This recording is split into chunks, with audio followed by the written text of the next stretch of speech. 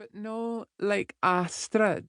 It wants to watch her and cannot does no. She's fearful bonny and world-like for Mars, but here are the ramp's poly habitat, so in her space, she's an awful queery soul. The visitor looks around and grins at Astrid. It looks away, no kenning what way to meet and come and joy. The chairs of the transport open, a gant thrumming the bones of the ship, a chord when the gangway connects. Astrid's teen, a peedy and whitey life on her back, and when she steps into the airlock, she catches the grief of what will come if the pursuer can find their pace. Astrid docks.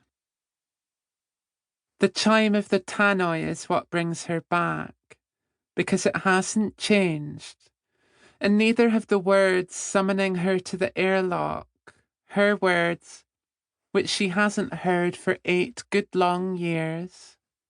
She watched the Deep Wheel approach, grey-green, its central station still turn, twist, whirl, spinning against about before the yellow gas giant, little bolas rope mirror married around its ring.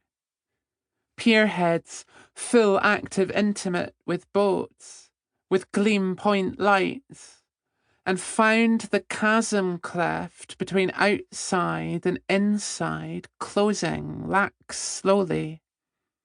But only now, with this sound, does she know where she is. She looks around the other folk, trying to remember no reflect well who is a stranger weird, and who is whose child, and who's taken a name since she left, and whose name she should still remember no reflect will.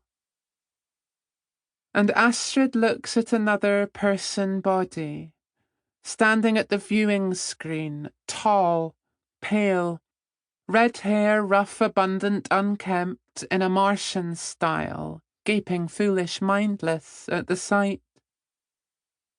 She could have been a student from college, but not like Astrid, who wants to watch and also doesn't.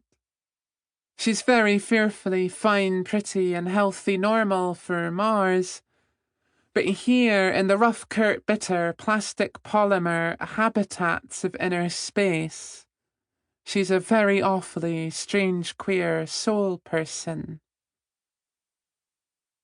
The visitor looks around, and grin yearns at Astrid, who looks away, not knowing what, how, where, why to meet incoming joy. The jaws of her transport open, a yawn gasp thrumming the bones of the ship, a chord when the gangway connects. Astrid's brought a little and heavy meaningful life on her back, and when she steps into the airlock, she begins to feel grief about what will happen if the parts of her can't find their place, distance, part, while.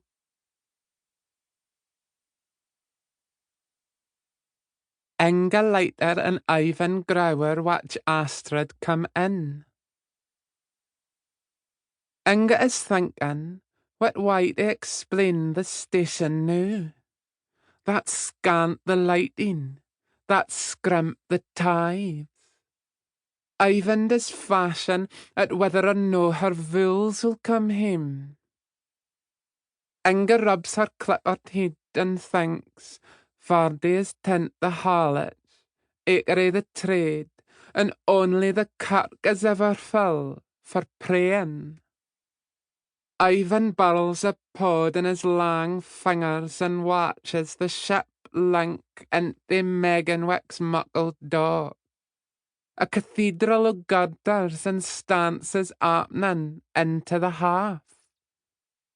Inga counts the yawls. Ivan minds on his years on the Mars Orcadia shipping.